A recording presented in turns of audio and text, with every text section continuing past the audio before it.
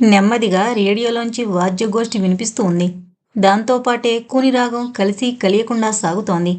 ఆ సున్నితమైన వాతావరణం కలిచివేస్తూ డోర్బెల్ మోగింది. ఆ క్షణంలో ఆ చప్పుడు పిడుగుపాట్లా ధ్వనించింది. సెలవు పెట్టి ఇంట్లో ఉంది కళ్యాణి. భర్త మూర్తికి చెప్పలేదు సెలవు పెట్టినట్టు. అందుకే అంతగా ఉలిక్కిపడింది. అరే, నువ్వా రమా? ఏంటిలా వచ్చావు? మీ సురేష్ గారు నిన్ను తన ముందు నుంచి కదలనిచ్చారా? వేళకోళంగా అంటూ. లేక ఆయన ఇంట్లో లేరా? తలుపు తెరచి రమని లోపలికి ఆహ్వానించింది కళ్యాణి. కళ్యాణి అందంగా ఉంటుంది. గవర్నమెంట్ పని. ఇంట్లోనే ఉన్నాడు కళ్యాణి గారు. నాకో రూ. 100 చేబుదలిగిస్తారా? వారం రోజుల్లో తీర్చేస్తాను. సిగ్గుపడుతూనే అడిగింది. అంత అర్జెంటా? మీ ఆయన జీతం అందలేదా రమా? ఎదురు ప్రశ్నించింది కళ్యాణి. రమ చెప్పింది. లేదు, ఉద్యోగం మానేశారట. ఇక చేయరట. అడిగితే బాగా డబ్బు సంపాదించే మార్గాలు వెతుకుతానంటున్నారు అంది. కళ్యాణి చాలా నొచ్చుకుంటూ, సారీ రమ్మా, నిన్ను చూస్తే జాలి వేస్తోంది. పోనీ కొన్నాళ్లపాటు అమ్మగారింటికి వెళ్ళి రాకూడదు? కాస్త సర్దుకుని ఏదో ఉద్యోగం సంపాదించే ప్రయత్నం చేస్తాడేమో. ఇంకా కళ్యాణి మాట పూర్తి కాలేదు. అమ్మో, ఇంకేమైనా ఉందా? నాన్న అన్నలు చంపి పోగులు పెడతారు. ఈ పెళ్లి వాళ్ళిష్ట ప్రకారం జరిగింది కాదండి, మేం చేసేసుకున్నాం అంది వంచిన ముఖం ఎత్తకుండా. ఏమైందిరమ్మా? ఒప్పించలేకపోయావా? లేదు, జరగకూడదే జరిగిపోయిందండి.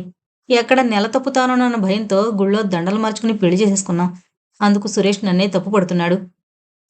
పిచ్చిదానా, గుళ్ళో చేసుకున్నా ఎక్కడ చేసుకున్నా పెళ్లి చట్టబద్ధం చేసుకోవాలి. ఏదైనా వస్తే దేవుడొచ్చి సాక్ష్యం చెబుతాడా? చదువుకున్న పిల్లవి, ఎంత పిచ్చి పని చేశావేంటి? ఇప్పుడైనా పనిచేయి అంది. ఇప్పుడే పిల్లలు వద్దంటూ అబార్షన్ చేయించి ఫిగర్ పాడవుతుందని పిల్లలు వద్దంటున్నాడు. ఇప్పుడిక నా మూలంగా తన జీవితం నాశనమైందంటున్నాడు. తిట్టిపోస్తున్నాడు. చేయి కూడా చేసుకుంటున్నాడు. నన్నేం చేయమంటారు కళ్యాణి గారు? నా కర్మ. కళ్ళొత్తుకుంది రమ. ఏడవడం తప్ప అంది. ఏడవడం వల్ల ప్రయోజనం శూన్యం అంటూ ఉంటారు సుజాత గారు. నిజం కదూ? పోనీ మా వారిని సురేష్తో మాట్లాడమంటావా? వద్దు, వద్దండి. నేనేదో చెప్పాననుకుని సాధిస్తారు. ఇంట్లో అన్నం వండి 2 రోజులైంది. బ్రెడ్ కూడా అయిపోయింది. నా దగ్గర డబ్బులుండవురమ్మా. పోనీ బియ్యం పట్టుకెళ్తావా? ఇంకేమైనా కావలసినా పట్టుకువెళ్ళు.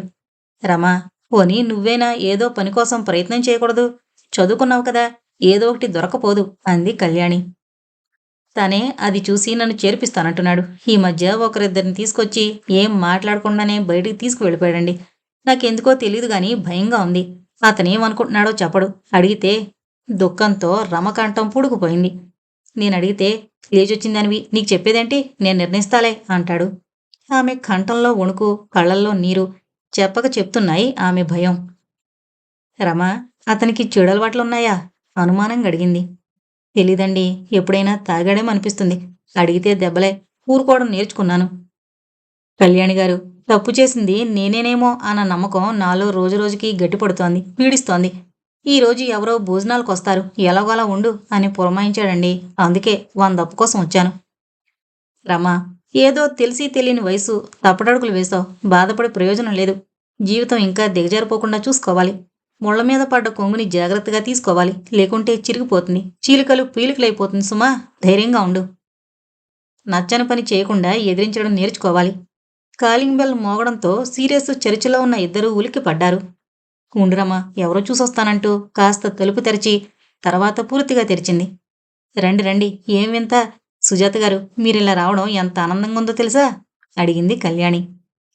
లోపలికి రాణిస్తారా? ఇక్కడే నిల్చోబెట్టి మాట్లాడి పంపించేస్తారా? నవ్వుతూ అడిగింది సుజాత. రండి, మీరు రావడమే గొప్ప. మిమ్మల్ని అలా వదిలేస్తామా? అరే రమా, ఇక్కడే ఉన్నావా? నేనొచ్చి మీకు ఇబ్బంది కలిగించలేదు కదా? నిలబడి అడిగింది. అబ్బే, అదేం లేదండి. రమ చాలా భయపడిపోతుంది ఎన్నో విషయాలతో. ఓ రూ. 100 అప్పు కావాలనొచ్చింది. నా దగ్గర నన్ను తనినా రూపాయి ఉండదు. రోజూ ఖర్చులు లెక్కబెట్టిస్తారాయన. మీ జీతం ఎంత? దరిదాపు 9,000 దాకా వస్తుందండి. మీరెప్పుడైనా మీ వారి జీతం ఎంత అడిగారా? అడగడమా? మగమహారాజుని నిలదీయడమా? నేనుండాలా? నవ్వుతూ అంది కళ్యాణి. మనం కలుసుకునేందుకు అవకాశమే తక్కువ. ఏదో ఈరోజు ఆ అదృష్టం కలిగింది. కబుర్లు చెప్పుకుందాం, కూర్చోండి. కళ్యాణి, మీ ఆయనొచ్చారు. నీ ఫ్లాటు తాళం వేసిందని నా ఇంటికొచ్చారు. ఎందుకో చెప్పారా సుజాత? చాలా భయంగా అడుగుతోన్న కళ్యాణిని చూసి నవ్వి, నువ్వు లీవ్ పెట్టావటగా, బహుశా ఇంట్లో ఉంటామని వచ్చుంటారు. చెప్పలేదనుకో. ఏం అలా అడుగుతున్నావు? కుతూహలంగా అడిగింది. లీవ్ పెట్టానని వారికి చెప్పలేదు. నూతులోంచి వచ్చినట్టుంది కళ్యాణి కంఠస్వరం. రమా, ఏంటలా ఉన్నావ్? నీ ప్రియభర్తతో ప్రణయకలహమా? బయటకొచ్చావ్? ఈ మధ్య మీ వీధి తలుపు తెరిచే కనబడ్డం లేదు. కాస్త వేళాకోళం గడిగింది. ఏం మాట్లాడకుండా కూర్చున్న రమని చూస్తూ ఏంటి కథ చెప్పొచ్చా? నవ్వుతూనే అడిగింది సుజాత. ఏం లేదాంటీ, ఏం లేదు అంటూనే ఏడవడం మొదలుపెట్టింది రమ. సారీ, సరదాకి అడిగానంతే. దానికి ఎంత బాధపడిపోవాలా? ఏమైంది? సురేష్తో పోట్లాడావా? మీరెంతసేపు దెబ్బలాడుకుంటారో అంత టైం పట్టదు కలిసిపోవడానికి. రమ కళ్ళు తుడుస్తూ అంది సుజాత. పోట్లాడ్డానికైనా తప్పట్లు కొట్టడానికైనా ఇద్దరు మనుషులు కావాలి. 2 చేతులు కావాలి సుజాత. రమ చాలా దిగాలు పడిపోయింది. తన జీవితం కుక్కలు చింపిన విస్తరలా ఎక్కడా తయారవుతుందోనని భయపడిపోతుంది. కళ్యాణి అంది. విన్నావా? సురేష్ పనిచేయడం లేదట. ఇక పని చేయడట. అది పోనీ అనుకుంటే రమ కోసం తీవ్రంగా ప్రయత్నం చేస్తున్నాడట. ఎందరినో కలుస్తున్నాడట. మాట్లాడుతున్నాడట. అవి ఏంటో ఎందుకో అర్థం కావడం లేదు రమకి. అడగలేకపోయావా? ఉన్న పని వదులుకుని నీకు ఉద్యోగం కోసం చూడడమేమిటి? అర్థం కావడం లేదు. తనలో తనుగా సగం స్వాగతంగా అంది సుజాత. సుజాత గారు, ఇంకా ఉంది వినండి. ముక్కు ముఖం తెలియని వాళ్ళని ఇంటికి పిలుచుకుని వస్తున్నాడట. పోనీ పరిచయం కూడా చేయడం లేదట. ఈరోజు ముగ్గురిని భోజనానికి పిలిచాడట. 3 రోజులుగా ఇంట్లో పొయ్యిలోంచి పిల్లి లేవలేదని ఈ విందెందుకు? ఏం చేస్తావో తెలీదు. ఎలాగో అలా వంట చేయమన్నాడట. పాపం ఓ 100 అప్పు కోసం వచ్చింది. ఆ వచ్చేవాళ్ళు సినిమాకి సంబంధించిన వాళ్ళు అయి ఉంటుంది. నా భార్యకు వేషం ఇస్తారేమోనని ప్రయత్నాలు చేస్తున్నట్టు అనిపిస్తోందరామా. వాళ్ళని నేను చూడలేదు, పలకరించలేదాంటీ. అతను నన్ను పరిచయం చేయలేదు. నాకు వాళ్ళ పోకడే నచ్చలేదు. ఏదీ చెప్పకుండా, ఎందుకో తెలియకుండా ఏంటి పని అని కోపంగా అరిచాను కూడా. అందుకు నన్ను కొట్టాడు. వస్తున్న దుఃఖాన్ని దిగమింగుకుని నెమ్మదిగా చెప్పింది. పిచ్చిపిల్ల, కోపంతో పరిస్థితి విషమించాను. కష్టాలు కొని తెచ్చుకుందానివయ్యావు. కోపంతో కాదు, ఖచ్చితంగా అడగాలి. తప్పించుకునేందుకు దారిలేని విధంగా నిలదీసి అడగాలి అంది సుజాత. అడిగడిగి ప్రాణం విసిగిపోయింది. తన్నులు తినలేనింకా. మై గాడ్, అంత గాఢంగా ప్రేమించి పెళ్ళానివాడా కొట్టడం? నమ్మలేనట్టడిగింది. అయ్యో, మీరో పిచ్చివారు. అది ప్రేమ కాదు సుజాత, ప్రమాదం. ఇప్పుడు రమ ఇరుకున పడింది. పెళ్ళామి కాదు, లేచొచ్చిందానివి అంటున్నాడట. అయినా అతగాడి పోకడ నాకేం నచ్చడం లేదు. ఏం, ఎందుకని కళ్యాణి? రమతో మనం మాట్లాడడం ఇష్టం లేనట్టు ప్రవర్తిస్తాడు. సరదాగా పలకరిస్తే ఆమెను లోపలకు పో అంటూ పంపేస్తున్నాడు. నిజమే అంటే నన్ను బయటికి రావద్దన్నాడు. మరిప్పుడు? అర్థం కానట్టు అడిగింది సుజాత. తన అవసరం సుజాత. 100 రూపాయల అప్పు తను ఏ మొహం పెట్టుకుని అడుగుతాడు? ఇదిగో రమను పంపాడు. కోపంగా అంది కళ్యాణి. బయటికి రావద్దంటూ ఉద్యోగం ఎలా చేస్తామనుకుంటున్నాడు? నవ్వింది సుజాత. అదే నాకు అర్థం కావడం లేదు. పిచ్చిగా మాట్లాడుతున్నాడంటే తినడానికి లేదు, ఉన్నదానిలోనే అందంగా అలంకరించుకోమంటాడు. తిండికి బట్టకి డింకిలు కొడుతుంటే అలంకరణ ఒకటి తరువాయి అని కోపంగా అడిగాను. ఏమన్నాడు రమా? ఆ డింకీలు కొట్టడం తొలగిపోవడానికి మార్గం చూస్తున్నాడట. దానికే నేను తన కళ్ళకు అందంగా కనిపించాలట. అదే అతనికి తృప్తట. ఏం చెప్పను? నీరసంగా ఉన్న కంఠస్వరంతో తల వంచుకుని అంది రమ. రమా, ఇంత చిన్న తప్పుకి ఎందుకింత శిక్షణ అనుభవిస్తావు? మీ నాన్నగారిని పిలిపించుకుని మాట్లాడదాం. లేకపోతే ధైర్యం చేసి ఇంటికి వెళ్ళిపో. నా మాట విను. రమ సుజాత మాటకి అడ్డు తగులుతూ, అయ్యో, మా అన్నయ్యలు చంపేస్తారంటే. అమ్మ ఏడ్చి రానివ్వండి అని కాళ్ళ మీద పడినా నాన్న అన్నయ్యలు ఊరుకోరు. వారిని అమ్మ ఎదిరించలేదు. తిరిగి వెళ్లే మాట లేదాంటీ. భరించలేకపోతే ఇంత విషం తాగేసి చస్తానంతే ఏడుపుతో అంది రమ. చావే తమ సమస్యలకి పరిష్కారం అనుకుంటే ఎంతమంది ఆడాళ్ళు బ్రతికుండరు రమా.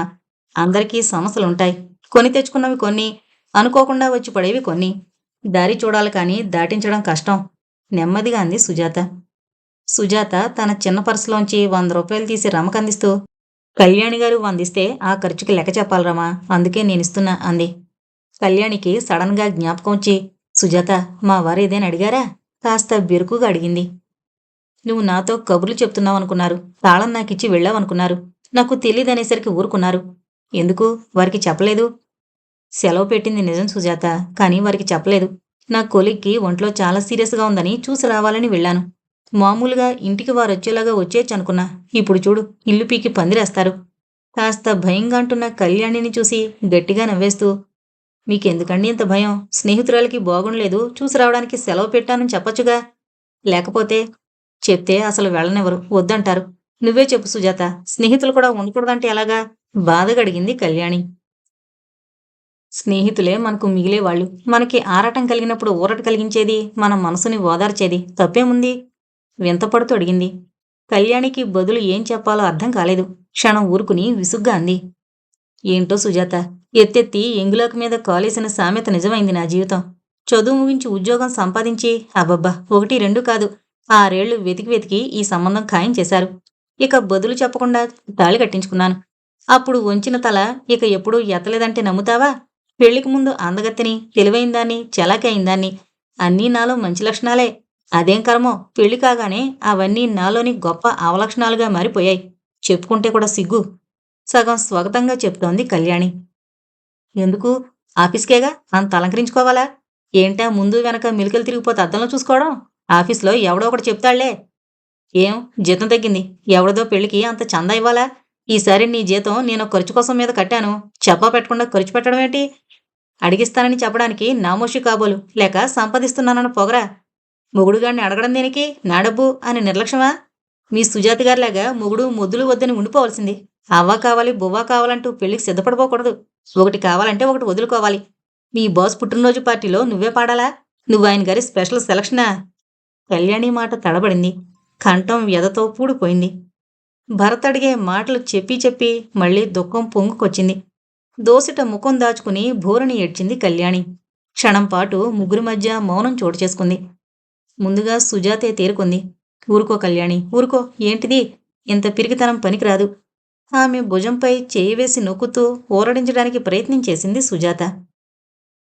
సుజాత, ఆడవారి జీవితాలతో ఇలా చెలగాటలాడే అధికారం ఈ పురుషులు ఎలా సంపాదించారు? ఎవరు దారదత్తం చేశారు? ఎందుకింత దారుణంగా ప్రవర్తించగలుగుతున్నారు? సంపాదిస్తూ దాసిని నేను. సంపాదనకి మార్గం కాబోతోంది రమ. ఇక నువ్వు చెప్పకపోయినా అన్నపూర్ణమ్మ గారి గురించి అందరికీ తెలుసు. ఆ రావుగారు ఓ మేకవన్న పులి. కసిగా అంది కళ్యాణి. తప్పు నీదే. నువ్వు మొదట్నుంచి నీ గురించి కూడా ఆలోచించుకుంటూ ఉండాల్సింది. ఇప్పుడైనా మించిపోయింది లేదు కళ్యాణి. నిలదీస్తే నిజం చెప్పు. అలా ఎందుకు చెయ్యాల్సొచ్చిందో కూడా చెప్పు. అదొకటే దారి. ఇక ఈ రమ ఆగింది సుజాత. రమ పాపం తన సర్వం అర్పించుకుని వెనక్కి తిరిగి చూసుకోకుండా నమ్మొచ్చింది. ఏమైందో చూడు. తల్లిదండ్రులు ఇంత మూర్ఖంగా ఉంటే తప్పుటడుగు వేసిన అమ్మాయిల గతి ఏంటి? ఇలా కాలు రాసేస్తారా? కనీసం సానుభూతి చూపలేరా? పాపుల్ని దేవుడే రక్షిస్తున్నాడే. కన్నవారు కాస్త రక్షణ కల్పించలేరా? ఏంటి సుజాత, ఏదో ఆలోచనలో పడ్డట్టున్నావు? ఆంటీ, నాన్న వాళ్ళంతా నన్ను దూరం చేసినా మీరెప్పుడూ ఏమీ అనలేదు. కష్టం సుఖం తెలుసుకుంటున్నారు. మీకు నేను తోడబుట్టిందని అనుకోండి ఆంటీ. నన్ను ఆదుకోండి. ఈ సురేషు నన్ను ఏం చేస్తాడో భయంగా ఉంది అంటూ సుజాత చేతులు తన చేతుల్లోకి తీసుకుంది. చేయి విడిపించుకుంటూ తొందరపడిపోకురమ్మా, చూద్దాం, ఓపిక పట్టు. చిన్న పొరపాటు జరిగినా నిన్న దేవుడు కూడా రక్షించలేడు. అసలు నన్ను కొంచెం ఆలోచించుకొని ఏదో విధంగా అతని ఆలోచనలు ఎటుపోతున్నాయో తెలుసుకుందాం అంది సుజాత. సుజాత, నా ఇంట్లో పెట్టుకోలేను. మా వారు సహృదయం లేని మనిషి. ఆడదంటే చాలా అలసు. నేనే నిస్సహాయురాల్ని. సంపాదించే మిషన్ని మాత్రమే. ఖర్చులకి అడుక్కునే బిచ్చగతిలా తయారయ్యాను. నేనేం చేయగలను? బాధగా అంటున్న కళ్యాణి భుజం తట్టి, కళ్యాణి, సమాజం ఇది, అడవి కాదు. జాగ్రత్తగా ఉంటే సాధించలేనిది ఉండదన్న నమ్మకం ముందు మనకుండాలి. అసలు అతని ప్లాన్ తెలియాలి అంటూ మారు మాట్లాడకుండా బయటికి నడిచి తన ఫ్లాట్లోకి వెళ్ళిపోయింది సుజాత. కళ్యాణిగారు, ఏం పర్వాలేదు. సుజాత తప్పక నిన్ను ఆదుకుంటుంది. నువ్వే జాగ్రత్తగా ఆమెకి ఎప్పటికప్పుడు జరిగినవి చెప్తూ ఉండాలి. నాకు చెప్పినా నేను చెప్తాను. ధైర్యంగా ఉండు. వెళ్ళు, వంట కూడా చెయ్యాలి. మర్చిపోయావా? జ్ఞాపకం చేసింది. ముఖం కొంగుతో తుడుచుకుంటూ తన ఫ్లాట్లోకి వెళ్ళింది రమ. సుజాత వాచ్మెన్ వెంకటేష్ని పైకి రమ్మని పిలిచింది. అమ్మా, ఏమైనా తెచ్చిపెట్టాలా అంటూ నిలబడ్డాడు. నువ్వు రహస్యం దాచగలవా? నవ్వుతూనే అడిగింది. నన్ను చంపినా మీరు చెప్పమనేదాకా చెప్పనమ్మా. చెప్పండి. నీకు సురేష్ బాగా తెలుసా? ఎందుకు తెలీదమ్మగారు? మేడ మీద, అదే డాబా పైకెక్కి ఆ రావుగారు, ఈడు, ఆ మూర్తిగారు తాగుతూ పెళ్లాల గురించి వాగని వాగుడుండదు. ఆడాళ్ళందర్నీ ఏదో అంటూనే ఉంటారు. నా పెళ్ళం నోరెత్తితే చంపేస్తాను అంటాడొకడు. అసలు నా పెళ్ళం జీతంలో రూపాయి ఖర్చు చేసినా చీల్చేస్తానని హడలి చస్తుంది అని మురిసిపోతాడు ఇంకొకడు. ఈ సురేష్ బాబు మరీ దారుణం అమ్మగారు. ల్యాబ్ తీసుకొచ్చానని చెప్తుంటాడమ్మా. నిజమో అబద్ధమో తెలీదు నెమ్మదిగా అన్నాడు. ఈ సురేష్ కోసం చాలా ఫ్రెండ్స్ వస్తుంటారని విన్నాను వెంకటేష్, నిజమేనా? అంతా వెధవలమ్మా, బ్రోకర్గాళ్ళు, తోర్పుడుగాళ్ళు. నేనున్నా లెక్క లేకుండా బేరాలాడతారు నొచ్చుకుంటూ అన్నాడు. ఇక్కడే నీ సహాయం కావాలి వెంకటేష్. నిస్సంకోచంగా చెప్పండమ్మా. ఆ అమ్మగారికి ఎప్పటికీ ప్రమాదమేనమ్మగారు. ఆవిడని పుట్టింటికి వెళ్ళిపోమని చెప్పండమ్మా. అది కుదరదయ్యా. అందుకే నేను ఆ సురేష్నే తప్పించాలని చూస్తున్నా. ఆడితో మాట్లాడే వాళ్ళతో మాట్లాడాలా? పిచ్చివాడా, అంత సులభంగా వాళ్ళు తేలిపోరు. నువ్వు పోస్ట్లో సురేష్‌కి ఉత్తరాలొస్తే నాకు చూపెట్టాలి. కలుసుకునేందుకు వచ్చిన వాళ్ళు ఏం మాట్లాడుకున్నారో చెప్పాలి. అదేం కష్టం కాదమ్మగారు. ఎవరింటికి అని అడగకుండా నేను ఎవరినీ లోపలికొదలను. అలా అడిగానని వాళ్ళలో ఒకడు కొట్టబోయాడు. సురేష్ సర్దేసి పొమ్మన్నాడు. రేపట్నుంచి 1000 కళ్ళతో వాణ్ణి, వాడి మనుషులను కనిపెట్టి చూడు. మర్చిపోవు కదా! లేదమ్మా, మీరు చూస్తుండండి. మీరు గట్టిగా పూనుకుంటే వాడి ఆట కట్టించగలరు అంటూ వాచ్‌మెన్ వెళ్ళిపోయాడు. వెంకటేష్ కొంచెం అక్షరజ్ఞానం ఉన్నవాడు. బాధ్యతలు సక్రమంగా నిర్వహించాలి, మంచి పేరు తెచ్చుకోవాలి అన్న ఆశ ఉన్నవాడు. ఇదొక్కటే సరైన దారి. సురేష్ చేస్తోంది కనుక్కోవడానికి అనుకుంది సుజాత. చాలా అలసిపోయినట్టు మంచం మీద అలాగే వాలిపోయి నిద్ర కొరిగింది సుజాత. మంచి నిద్ర పట్టేసింది సుజాతకి. ఎక్కడో నూతిలోంచి వినబడుతున్నట్టు ఫోన్ రింగ్ అవడం వినిపించినా ఎవరింట్లోనో అనుకుని కాస్త ఒత్తిగిల్లి పడుకుంది. సడన్‌గా తెలివొచ్చి మోగుతోంది తన ఫోనే అని గ్రహించి రిసీవర్ అందుకుని హలో అని అందో లేదో ఎక్కడికి ఎగిరిపోయిందో నిద్ర. హల్లో నువ్వా అంది. అనుకోకుండానే ఆమె పెదవులపై చిరునవ్వు వెలిగింది. అవును, కాస్త చిరునవ్వు చిందించుండాలే. ఈ అకాల కేకయ్యుంటుందని. ఇంతకీ ఏంటో విశేషం? ఒకటి నీ గొంతు వినాలని, ఇంకొకటి నువ్వు రమ్మంటావేమోనని. నా గొంతుకేంలే, ఎప్పుడొస్తున్నట్టు? కుతూహలంగా అడిగింది సుజాత. తక్షణం అన్నాడు. అదేంటి? ప్రవరాక్యుళ్ళ పాదాలకేదైనా లేపనం దొరికిందా? నవ్వుతూనే మారిపోతున్నానా నేను అనుకుంది. అదిగో కాస్త కుతూహలం చూపెట్టినట్టు అనిపించగానే.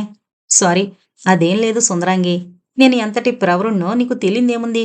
వరూధిని కావాలనుకోవాలి కదా. తక్షణం అనడానికి కారణం నేను మీ అన్న ఇంట్లోంచి మాట్లాడుతున్నాను అన్నాడు.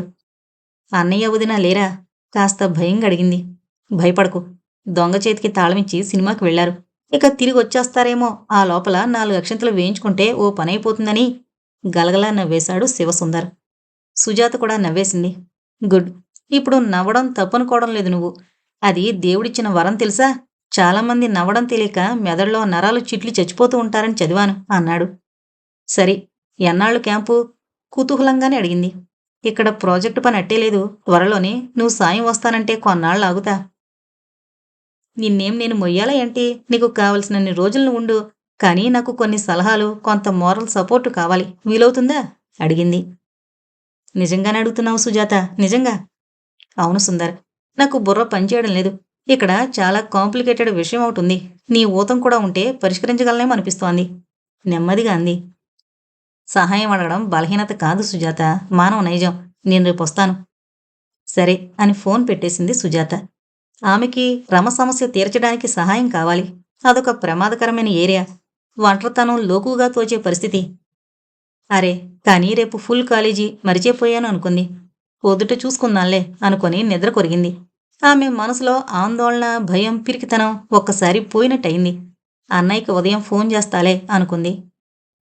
ఉదయం లేస్తూనే కాలేజీకి తెములుతోంది. అప్పటికే 10 నిమిషాలు లేటు. తలుపు మూయబోతుంటే వెంకటేష్ ఆదరాబాదరా పరిగెత్తి లోపలికొచ్చాడు. చొక్కాలో దాచిన ఉత్తరం తీసిస్తూ మళ్ళీ వస్తానంటూ అంత వేగంగానూ చక్కా పోయాడు. ఆ టైంలో వాడికి పనిరద్దీ ఎక్కువ. 1,00,000 పనులు.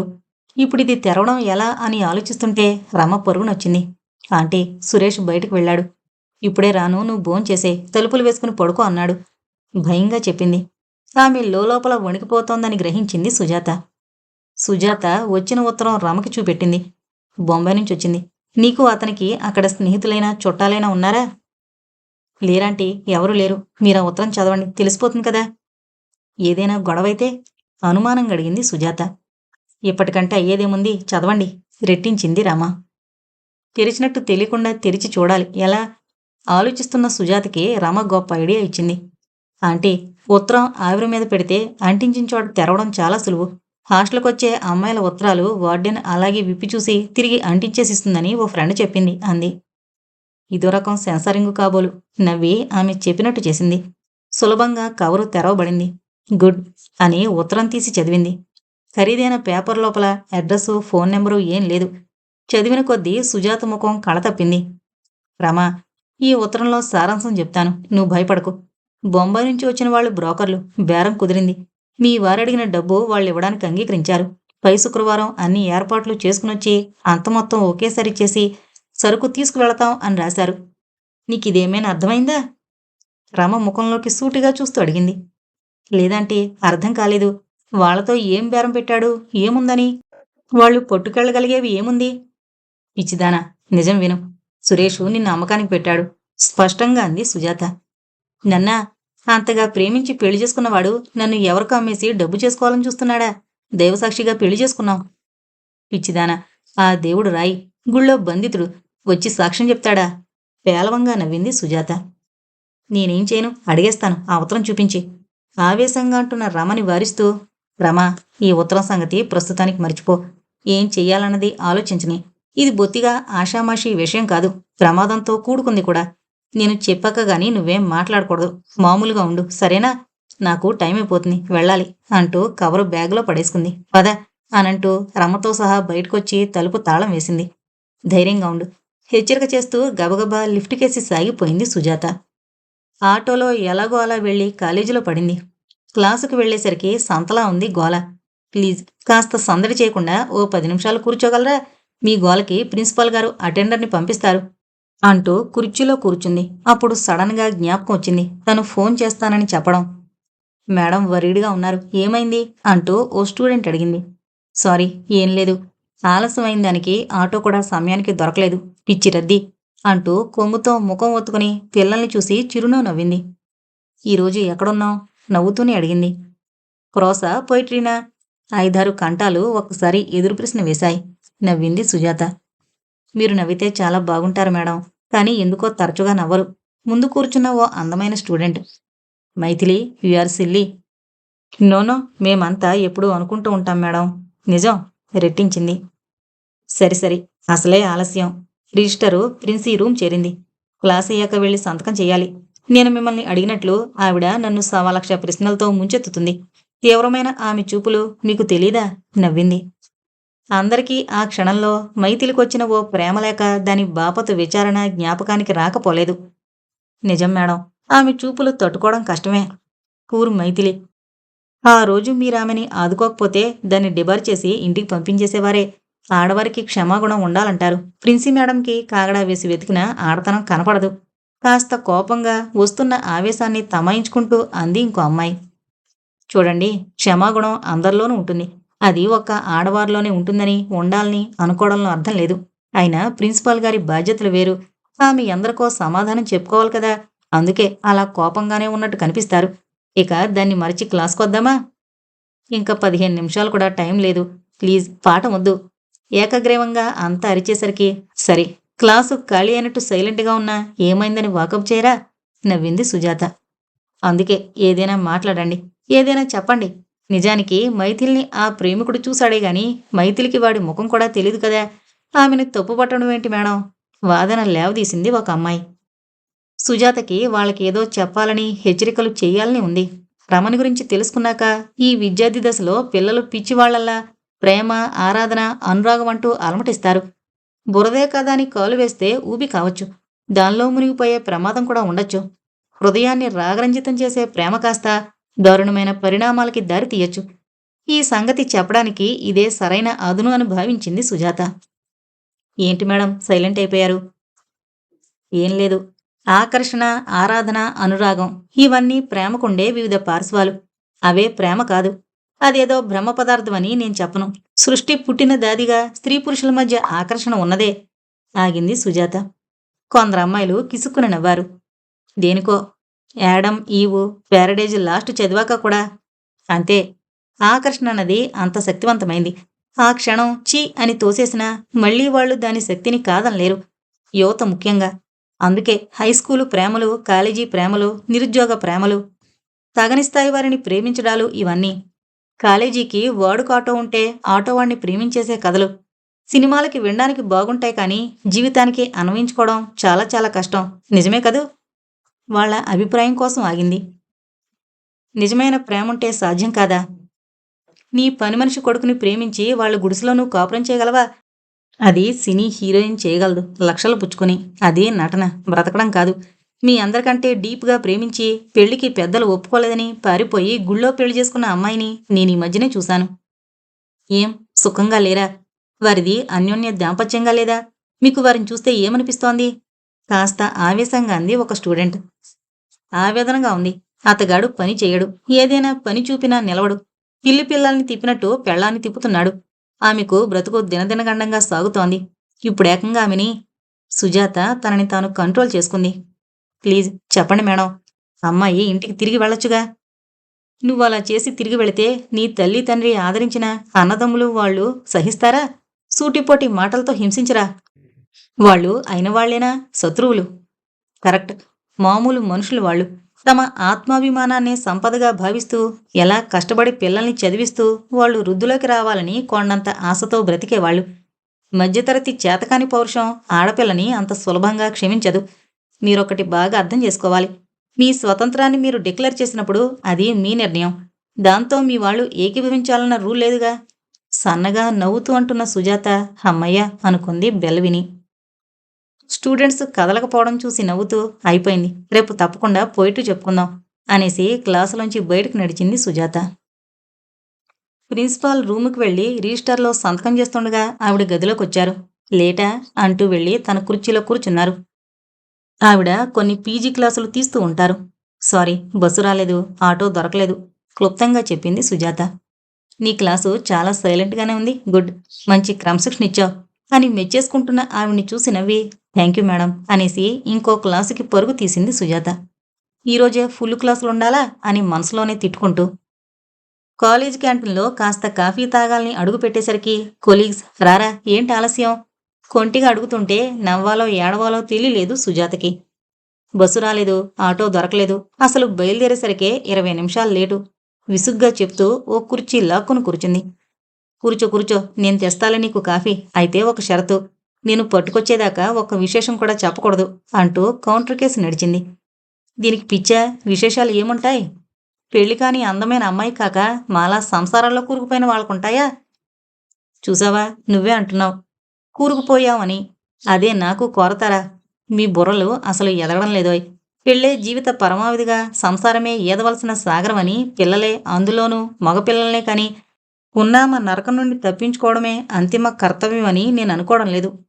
కాఫీ తెస్తూ చూసావా, చెప్పేశావు బాగున్నాడా, ఇండియానా అమెరికానా అంటూ కాఫీ అందించి ఇంకో కుర్చీ లాక్కుని కూర్చుంది. ఏం లేదోయ్, ఎదురింట్లో ఏదో సమస్య, ఎంత చెప్పినా ఓ అరగంట తినేసి వదిలింది, అందుకేగాని పెళ్లిచూపులకు కాదు నవ్వేసింది సుజాత. అయినా నువ్వు దొంగవులే, పెళ్లి చేసుకుని ఇల్లు చూసుకుని అంటారు, నువ్వు తెలివి మీరావులే, ఇల్లు చూసుకుని అని ప్రారంభించావు అంది. ఎప్పుడో ఒకరోజు పెళ్లి భోజనానికి పిలిచేస్తుందిలేండి, ఇప్పటికి వదిలేద్దాం. 6 అడుగుల అందగాడు, పడవంత కారు, బొచ్చుకొక్క. స్టాప్ దేవి, ఏంటా పిచ్చివాగుడు, నాకు కుక్కలంటే ఇష్టం లేదు. అయితే మిగిలిన 2, మీకంతా పెళ్లి పిచ్చి, తర్వాత పిల్లల పిచ్చి, తర్వాత మొగుడు దూరమేయడని పిచ్చి. ఐ హేట్ ఇలాంటి దాంపత్యాలు తీవ్రంగా అంది సుజాత. అప్పుడే సడన్గా ఎదురుగా కూర్చున్న సుశీలకేసి అప్రయత్నంగా చూసి అదిరిపడింది. ఏమైంది సుశీల, కంటి మీద ఆ కట్టేంటి, కుట్లు వేయవలసినంత గాయం, అలా వదిలేసామేమిటి, పద కనీసం ఫస్ట్ ఎయిడ్ రూమ్కి వెళదాం అంటూ లేచింది సుజాత.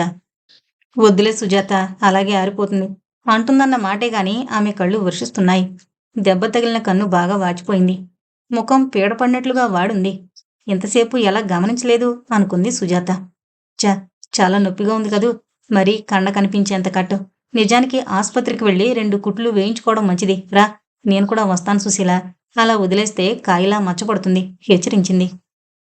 వద్దులే, నో, నువ్వొచ్చి తీరాలి, మీరు చెప్పండి అంది. అవును సుశీల, వెళ్ళు, తన సాయం వస్తుంది, ప్రిన్సిపాల్ పర్మిషన్ ఇస్తారు. మరిచిపోయారా, ఈరోజు పేడే నీరసంగా అంది. రేపు తీసుకోవచ్చులే సుశీల, పద. కుదరదు, జీతం లేకుండా నేనింటికి వెళ్ళలేను. అత్తగారు, మరిదిగారు, ఆడబిడ్డగారు, వారి మొగుడుగారు వచ్చి 2 రోజులైంది, ఇప్పటికే బాగా చూడడం లేదని సణుగుతున్నారు. ఇది మరీ బాగుంది, వాళ్ళబ్బాయి ఇల్లు అన్న విషయం మరిచిపోయారా ఏంటి సిల్లి, నువ్వే జీతం అంతా తినేస్తావా ఏంటి? మీకు అర్థం కాదు నెమ్మదిగా అంది సుశీల. అందరి కొంపల్లోనూ ఉన్నదే సుశీల, దీనిలో కొత్త ఏముంటుందిలే, ముందు నీ ఆరోగ్యం కూడా చూసుకోవడం నేర్చుకోవాలి. తనకు మాలిన ధర్మం గొప్పది కాదే, చేతకాని తనకు నిదర్శనం. ఇచ్చిదానా, పెళ్ళం అంటే చాలా గొప్పగా చెప్తారు మావారు. ఎంత గొప్పగా చెప్తారంటే అప్పుడప్పుడు వాళ్ళు నన్ను చూడాలని వారితో వస్తుంటారు సుజాత. స్నేహితుల ముందు నన్ను అంత ఎత్తున నిలబెడతారు, అదే తన వాళ్ల ముందు చాలా చాలా హీనంగా చూస్తారు, మాట్లాడతారు, చెయ్యి కూడా చేసుకుంటారు. నాకు ఆయన అసలు అర్థం కారు. ఆ మనిషి ఈ మనిషి ఒకరేనా అనిపిస్తుంటుంది. వస్తున్న ఏడుపున దిగమింగేసింది సుశీల. కనుబొమ్మకి తగలకుండా కళ్ళు జాగ్రత్తగా ఒత్తుకుంది. ఈ దెబ్బకి తనని ఆడంగి పెళ్ళాంచాటు వెధవ అందట వాళ్ళమ్మగారు. అవి తను కాదని నిరూపించుకోవాలి కదా! దాని ఫలితం ఇది. ఏంటి? తల్లి ఆనందిస్తుందని నిన్నింత దారుణంగా కొట్టాడా? నమ్మలేనట్టుగా అంది సుజాత. దీనిలో వారికి తప్పేం కనపడలేదు సుజాత. నా వాళ్ళు వెళ్ళిపోని, ఓర్చుకో అన్నట్టు మాట్లాడే భర్తని ఏమనాలి? పిరికి సన్నాసి అనాలి. వెన్నెముకలేని వాడనాలి. నిజానికి తల్లి కొంగు పట్టుకుని విడిచి, ఇటు పెళ్ళాన్ని, అటు తల్లిని కూడా సంతోషపెట్టలేని రెంటికి చెడ్డ రేవడనాలి సుశీల కసిగా అంది. లే, ముందు జీతం తీసుకుందు గాని, తర్వాతే ఆస్పత్రికి వెళదాం. నిన్ను నీటి దగ్గర దింపి వెళతాలే అంటూ సుశీల భుజంపై గట్టిగా నొక్కింది. ధైర్యంగా ఉండు అన్నట్లు. ముందిస్తే వాళ్ళ ఆధిక్యం తగ్గిపోతుందని భావిస్తారో ఏమో. సాయంత్రం ఆఖరి గంట తర్వాత ఆఫీస్కి రమ్మంటారు రిజిస్టర్ సంతకం చేయడానికి. అందరూ అలాగే వెళ్ళి తీసుకోవాలి. వారి వారి జీతంలో కట్స్ చెక్ చేయడం వగేరాలన్నీ అయ్యేసరికి 6:30 అయిపోతుంది. పోనీలేవే, రేపు చూద్దాం అంటున్న సుశీలను బలవంతంగా ఆటోలెక్కించింది సుజాత. కాస్త దూరమైనా తెలిసిన డాక్టర్ దగ్గరికే తీసుకువెళ్ళింది. మై గాడ్, దెబ్బలా తెరిచి వదిలితే ప్రమాదం కదా, కనీసం బ్యాండేజ్ అయినా వేసి ఉండాల్సింది సుజాత అంటూ డాక్టర్ గారు ఇంకేం ప్రశ్నించలేదు. నర్సును పిలిచి శుభ్రపరచమన్నారు. తర్వాత 2 కుట్లు పడ్డాయి. పైన కుట్టు వేసి ఓ 2 రోజుల తర్వాత రండి, కుట్లు తీసేద్దాం, లేకుంటే మచ్చ బలంగా పడుతుంది అంటూ మాత్రలు రాసిచ్చారు. థ్యాంక్యూ డాక్టర్, మళ్ళీ వస్తాం. ఆయన ఆసుపత్రి నుండి బయటపడేసరికి దరిదాపు 7 గంటలు కావస్తోంది. ఆటోవాడికి సుశీల ఇంటికి మార్గం చెప్పి కూర్చుంది. సుజాత, నేను వెళతాలేవే నీకు. ఆమె మాటను అడ్డుకుంటూ, ఏం ఆలస్యమవుతుందనా? మరేం పర్వాలేదు, నా వీధి తలుపు నేను తెరుచుకుని వెళతాను. సుశీల నిట్టూర్చింది. ఎందుకే ఆ నిట్టూర్పు? ఆలస్యమైందని తిడతాడనా? లేదు సుజాత, అదేం కాదు. ఇంత చిన్న దెబ్బ ఇంత హంగామా చేశానంటారు. పేలవంగా నవ్వింది సుశీల. అందుకే నిన్ను ఇంటి దగ్గర దింపి తగిన అబద్ధమాడి నేను వెళతాను అంది నవ్వుతూ. అదిగో ఆ రెండో ఇల్లు ఆటోవాడికి చూపించింది సుజాత. పర్వాలేదే, నా ఇల్లు జ్ఞాపకం ఉందన్నమాట. ఎందుకుండదు, మేమంతా గృహప్రవేశానికి వచ్చిన వాళ్ళమే, మర్చిపోయావా? కాలుగాలిన పిల్లిలా ముందు వరండాలో తిరుగుతున్నాడు సుశీల భర్త. నమస్కారం సార్, సుశీల కొలిగిని. సుశీలకు ఆ దెబ్బ మూలంగా బాగా జ్వరం వచ్చేసింది. జీతాలు తీసుకున్నాక డాక్టర్ దగ్గరికి వెళ్ళాం. 2 కుట్లు వేశారు, మాత్రలు రాశారు. మీరే తెస్తారని కొనలేదు సుశీల. ప్లీజ్ వాటిని తప్పకుండా వేసుకోమనండి. సుశీల, నేను వెళతాను, జాగ్రత్త. ఓపిక లేకపోతే రేపు రాకు, నేను చెప్తాలే. వద్దులే సుజాత, అదే తగ్గిపోతుంది. నీకు మరీ భయం ప్రతి చిన్నదానికి. గుడ్ నైట్ అంది. ఇక వెళ్ళు ప్లీజ్ అని దానర్థం కాబోలు. వస్తానండి అంది నమస్కరిస్తూ. నమస్కారం, వెళ్ళండి. మీ సహాయానికి థ్యాంక్యూ. నేను కాలేజీకి వెళ్ళాను, సుశీల వెళ్ళిపోయిందన్నారు అన్నాడు. నవ్వింది సుజాత. ఇంకా ముందు వెళితే చీకటి పడకుండా వచ్చేవాళ్ళం. కానీ జీతం తీసుకు తీరాలంది సుశీల. ఆటో ఎక్కేసి, చూడు, ఏదైనా టెలిఫోన్ బూత్ దగ్గర ఆపు అండమే తరువాయి పక్కనే ఉన్న బూత్ దగ్గర ఆపాడు వాడు. సుజాత దిగి అన్నగారికి ఫోన్ చేసింది. సుందర్ని ఎలా పట్టుకోవడం? రేపు కనిపిస్తే చెప్తాలేవే, అన్నం తిని వెళ్ళు. వద్దు, నేను వెళ్ళాలి, వస్తాను, వదినకి చెప్పు అంటూ ఆటో తమ ఫ్లాట్స్కేసి దారి తీయించింది.